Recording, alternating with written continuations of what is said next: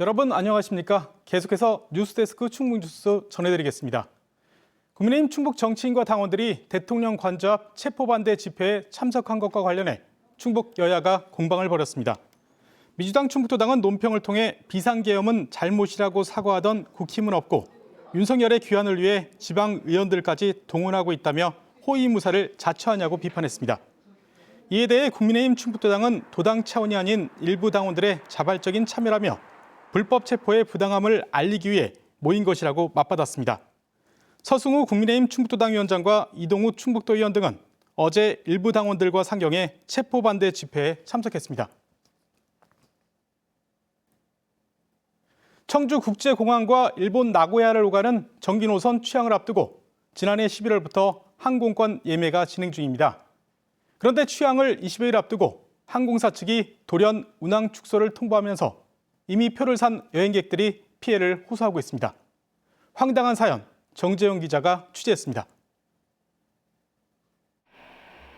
저비용 항공사 에어로케이는 지난해 11월 29일 청주공항과 일본 나고야를 오가는 정기 노선의 항공권 판매를 시작했습니다.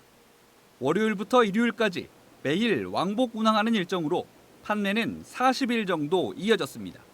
그런데 취항을 불과 20여일 앞두고 화목토에 예매한 여행객들에게 이메일과 문자가 날아들었습니다. 운항 일정이 매일에서 주 4회로 축소됐으니 고객센터를 통해 일정을 바꾸라는 통보였습니다. 새로운 항공기 도입이 늦어졌다는 게 이유였습니다. 이게 항공편이 취소되는 경우를 제가 그동안 여행하면서 경험한 적이 없어서 이게 스팸이나 보이스피싱이라고 생각을 해서 이메일은 보고 나서 그냥 닫아놨었고 문자가 이제 한 1시간 후쯤에 다시 와서 이 문자를 받은 여행객은 무려 1220명. 대부분 전화 폭주로 고객센터 연결조차 어려웠지만 더 큰 문제는 미리 잡아놓은 숙소나 렌터카까지 여행 계획을 통째로 다 바꿔야 한다는 겁니다. 에어로케이가 지원하는 건 항공권 취소 수수료 면제와 비행 일정 무료 변경이 전부. 휴가를 바꿀 수 없거나 예약한 숙소 등지에 위약금을 내야 할 경우엔 같은 날 비행하는 다른 공항으로라도 갈 수밖에 없습니다. 이동 시간과 교통비, 추가 항공료는 모두 여행객들의 몫입니다. 항공편을 예약하면 그 다음에 숙소를 예약하고 렌터카나 여행 상품들 예약을 하는데 이어지는 소비자들의 피해에 대해서는 전혀 보상이 안 된다라는 게 사실 되게 놀랍고요. 소비자들은 일방적으로 손해를 볼 수밖에 없는. 에어로케이는 나고야 노선에 투입하려던 항공기 도입이 정비 때문에 미뤄졌고 대체 항공기를 투입할 여력이 안 됐다며 사과했습니다. 또 항공권 취소 변경 외에 고객들이 입은 연관 피해에 대해서도 지원 방안을 찾고 있다고 밝혔습니다. 안전한 운항을 위해 필요한 점검을 수행해야 하기에 어렵게 내린 결정이었으며 해당 고객분들께 심려를 끼쳐드린 점 진심으로 사과의 말씀을 드리겠습니다. 일방적인 운항 축소로 예매일에 항공기를 탈 수 없게 된 여행객 중 약 400명은 여전히 취소나 변경 여부를 결정하지 못한 것으로 파악됐습니다.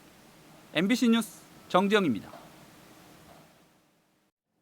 지난해 청주국제공항 이용객 수가 458만 명에 육박했던 것으로 집계됐습니다.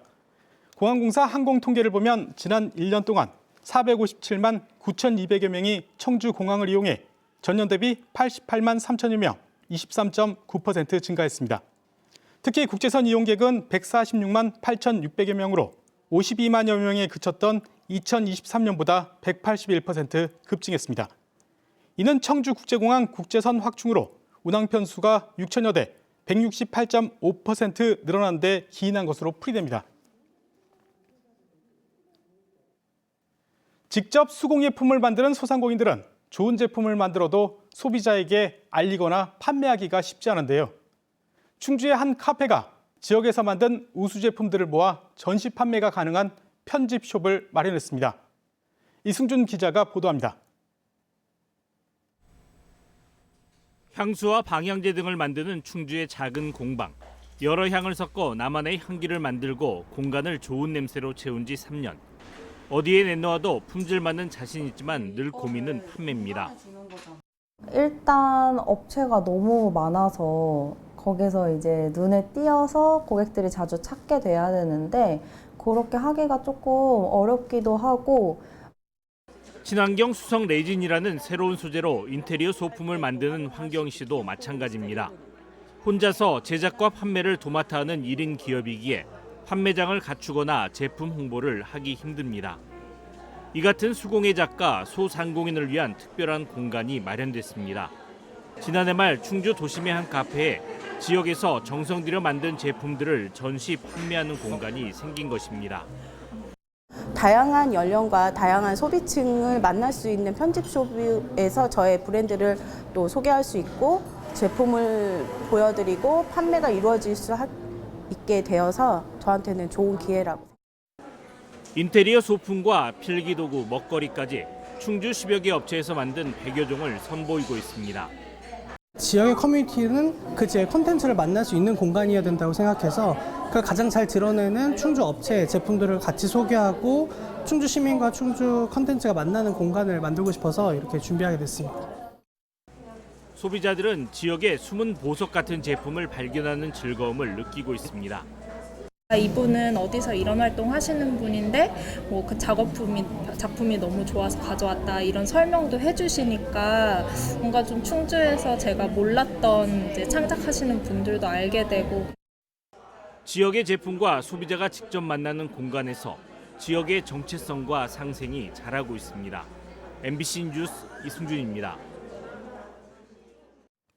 주말 사이 충북도 내 곳곳에서 화재가 잇따랐습니다.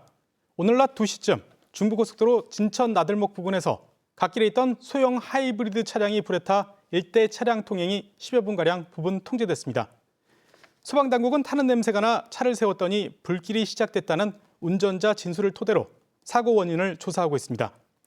앞서 어젯밤 11시 반쯤에도 음성군 감곡면의 한 견사에서 불이 나 개 40마리 등이 불에 탔고 같은 날 새벽 5시 40분쯤에는 옥천군 옥천읍의 비가림막 제조시설에서 불이 나 소방서 추산 2억 2천여만 원의 재산 피해가 났습니다.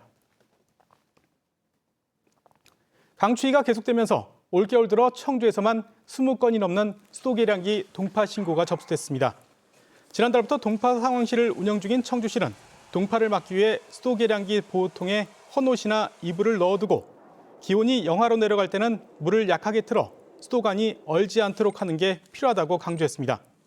수도 계량기가 깨지거나 물이 나오지 않을 경우 청주시 상수도 사업본부나 당직실로 신고하면 됩니다. 온실가스 감축 같은 기후대기 분야에 올해 6,933억 원이 투입됩니다. 충청북도는 탄소 중립 지원센터를 충청북도 청주시에 이어 제천시에도 설치하고 온실가스 목표 관리제 도입, 친환경 자동차 보급 등 중점 과제에 지난해보다 37% 늘어난 예산을 투입하기로 했습니다. 충청북도는 2030년까지 온실가스를 2018년 대비 40% 줄이는 것이 목표입니다. 청주시가 지난해 세무조사를 통해 104억 8천만 원을 추징했습니다. 청주시는 정기 세무조사에서 54개 법인의 과표 누락과 축소 등을 발견해 6억 4천만 원을, 과점주주 취득세 미신고 조사를 통해 14억 6천만 원을 추징했습니다. 또 종업원분 주민세 탈루 세원 조사로 30개 업체에 9억 2천만 원을, 상속부동산 취득세 미신고 조사에서 338건에 5억 3천만 원을 추징했습니다. 영동군이 임신 사전 건강관리를 위해 가입력 검사비 지원을 대폭 확대합니다. 임신을 준비하는 부부에게 난소 기능 검사, 초음파, 정액 검사 등을 한 차례 지원했었으나 올해부터는 결혼 여부, 자녀 수와 무관하게 최대 3회까지 지원합니다. 영동군은 고위험 요인을 조기에 발견함으로써 건강한 임신과 출산을 돕기 위해 사업을 확대했다고 밝혔습니다. 이 밖에 아이사랑, 러브플랜 등 임신, 출산에 대한 다양한 정보를 제공하는 종합정보 사이트도 안내하고 있습니다. 청주 지역 여성 농업인에게 여가와 레저 활동에 사용할 수 있는 행복 바우처가 지급됩니다. 청주시는 올해 11억 7천만 원을 들여 여성 농업인 6,900명에게 행복 바우처를 지급하기로 하고 다음 달 14일까지 신청을 받습니다. 자부담 없이 17만 원어치의 카드가 지급되며 병원과 약국 등 의료 분야, 유흥 사행성 업종을 제외한 모든 업종에서 사용할 수 있습니다. 진천구는 올해 청년농업인 스마트팜 기반 조성 등 농촌진흥 시범사업에 22억 원을 투입합니다. 저탄소 농업기술 확산과 특수미 생산, 벼직파 재배단지 조성 등 32개 사업으로 31일까지 희망농가에 신청을 받습니다. 지원 대상은 진천군의 주민등록과 사업장을 둔 농업인으로 최근 3년간 3천만 원 이상 시범사업 수혜자와 가족 단위 경영체에서 중복 신청자는 제외됩니다.